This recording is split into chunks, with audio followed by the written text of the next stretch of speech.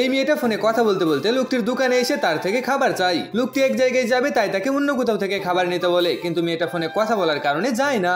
এজন্য লোকটি তাড়াহুড়ো করে তার জন্য খাবার প্যাক করে নিয়ে আসে, কিন্তু মেয়েটি এভাবে নিতে চায় না বলে লোকটির উপর রাগ দেখিয়ে টাকা না দিয়ে খাবার নিয়ে যায়। মেয়েটা গাড়িতে এসে ওঠার সময় দেখে যে সে খাবার নিয়ে এসেছে কিন্তু টাকা দেয়নি। এটা দেখে সে আবারও সেখানে ফিরে যায়। এখানে এসে দেখে লোকটি দোকান বন্ধ করতে করতে তার মেয়ে এয়ারপোর্ট থেকে রাগ করে একা চলে এসেছে।